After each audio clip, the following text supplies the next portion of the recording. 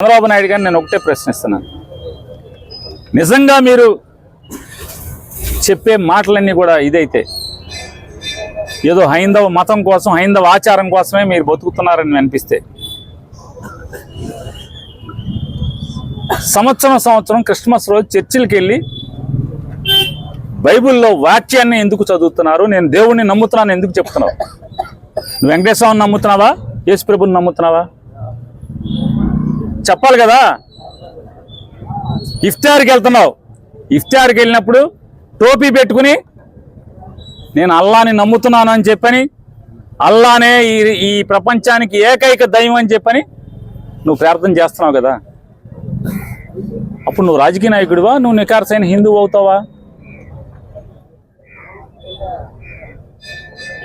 అంటే నీ రాజకీయాల కోసం బతికితే జగన్లాగా బతకాలి. జగన్ ఏం చెప్పాడు? అరే నా గురించి ఎవరికి తెలియదే, జగన్మోహన్ రెడ్డి గారి తాత తండ్రి యేసుప్రభుని కొలవటం మొదలుపెట్టాడు. తాత తండ్రి ఇవాళ తెలవంది ఎవరికి? కానీ ఏ ఇంట్లో ఎవరికి దండం పెట్టుకుంటాడని కాదు, దేవుడి పటం పట్టుకుని దేవుడికి పూజ చేసేప్పుడు బూట్లు వేసుకు పూజ చేసేటువంటి చంద్రబాబు నాయుడు గురించి పవన్ కళ్యాణ్ మెచ్చుకోలుగా చెప్పటం, తారీఫ్ చేయటం, ఈ బీజేపీ వాళ్ళు డబ్బాలు కొడతాం. దేవుడికి బూట్లు వేసుకుని ఎవడన్నా దండం పెడతాడా, పూజ చేస్తాడా? హైందవ మతాన్ని నమ్మేవాడు, దేవుణ్ణి నమ్మేవాడు బూట్లు వేసుకుని ఎవడన్నా మనిషి అన్నవాడు బూట్లు వేసుకుని దేవుడికి దండం పెడతాడా, దేవుడికి పూజ చేస్తాడా? నీ ఎన్ని వీడియోలు కావాలి, ఎన్ని ఫోటోలు కావాలి చంద్రబాబు నాయుడు గారు? దేవుడి గురించి మీరు మాట్లాడతారు. హైందవత్వం గురించి అంత మాట్లాడుతున్నారు. మీ అమ్మగారు నాన్నగారు చనిపోయినప్పుడు తల తీశారా అని అడుగుతున్నాను నేను. మీ అమ్మగారు నాన్నగారు చనిపోయినప్పుడు తల తీశారా, తల వెంట్రుకలు తీశారా? మా నాన్న చచ్చిపోయినప్పుడు, మా అమ్మ చచ్చిపోయినప్పుడు నేను తల వెంట్రుకలు తీశాను.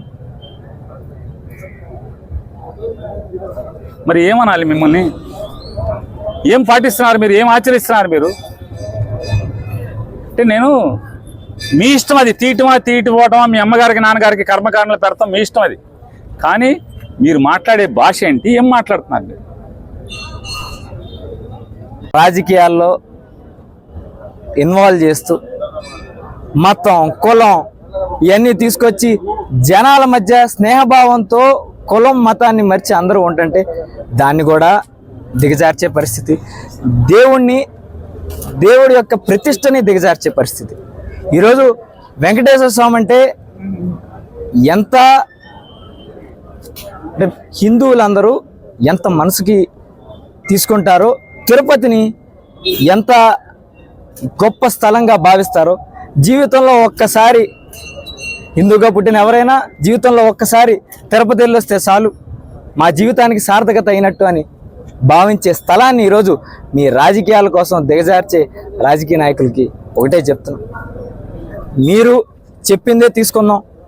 చంద్రబాబు నాయుడు గారు సమయం సందర్భం లేకుండా, అసలు సంబంధమే లేని విషయాన్ని, అతను 100 రోజులు పరిపాలన గురించి ఏదో లోపాలు వచ్చినాయని దాన్ని కప్పిపుచ్చడానికి ఆ రోజు ఇలా తిరుపతి లడ్డూది తేడా జరిగింది అని చెప్పడం, వెనక్కి తిరిగి చూస్తేనేమో ఈవో గారేమో ఏమీ జరగలేదు, వెజిటబుల్ ఆయిల్స్ కలిసినట్టు మాకు తేడా తెలిసింది, అది కూడా మేము లడ్డూలో కలపలేదు, అవి వెనక్కి పంపించేసామని ఆయన ఒక మాట చెప్పటం.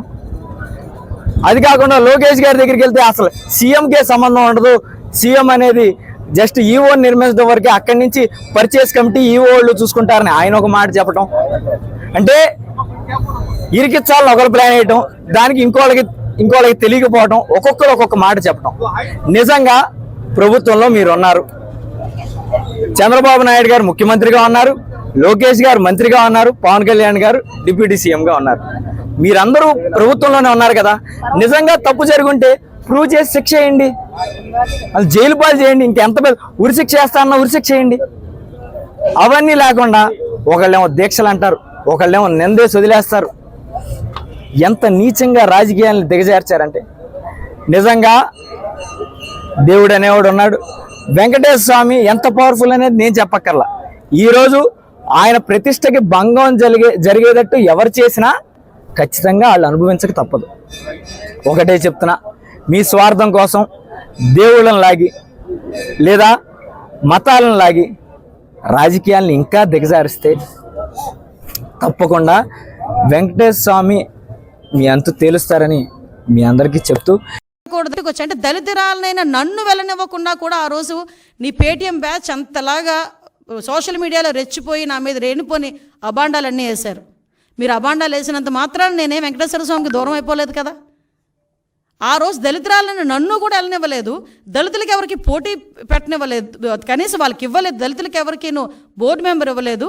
ఈరోజు నువ్వు మాట్లాడుతున్నావు. నేను ధైర్యంగా చెప్తున్నాను, ఎస్ నేను హిందువుని. నువ్వు చెప్పగలవా?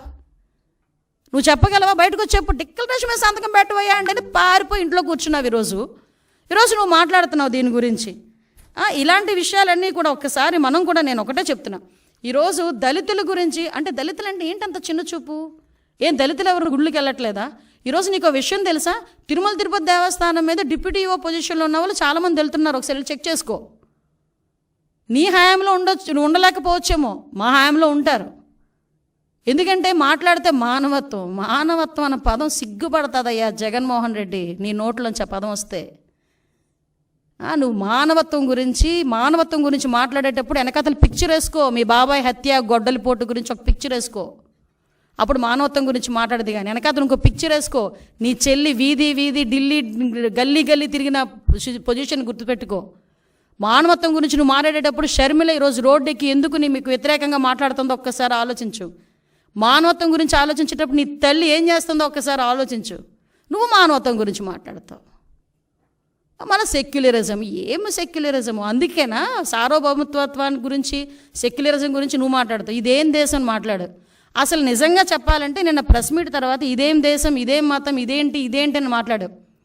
దేశద్రోహం, దేశ బహిష్కరణ కింద నిన్ను బయటకు పంపించేయాలి. అఫ్కోర్స్ నువ్వు ఎలాగో వెళ్ళిపోదాం నిర్ణయించుకున్నావేమో కాబట్టి ఇలాంటి మాటలు మాట్లాడుతున్నావు. లాస్ట్ 5 సంవత్సరాలు చక్కగా సంపాదించి బయట పెట్టుకున్న బయట దేశాల్లో, ఇంకెలాగ ఇక్కడ ఉన్న వాళ్ళు బయటకు వస్తే తన్నేలా ఉన్నారని చెప్పేసి వెళ్ళిపోవడం రెడీ అయినట్టున్నావు. అఫ్కోర్స్ అందువల్ల నువ్వు ఆ మాట మాట్లాడుతున్నావేమో. నిజంగా దేశద్రోహం చట్టం కనుక ఉండుంటే నిన్న ఆ కేసులు ఈరోజు బుక్ చేసేవాళ్ళని. దేశ బహిష్కరణ అన్నదే నీకు కరెక్ట్. భారతదేశంలో పుట్టి భారతీయుడిగా ఉండి ప్రపంచంలో ఏ దేశం వెళ్ళినా కూడా నేను భారతీయుడిని సగర్వంగా నాకు తలెత్తుకుని తిరిగే ప్రతి భారతీయుడు సిగ్గుపడేటట్టుగా భారతదేశంలో ఉండి అదే ఆంధ్రప్రదేశ్ ముఖ్యమంత్రిగా చేసే 5 సంవత్సరాలు ఈరోజు నువ్వు ఇదేం దేశం అని అడుగుతున్నావంటే నిన్ను దేశ బహిష్కరణ కాకుండా ఇంకేం చేయాలి? అది నీ తాలూకా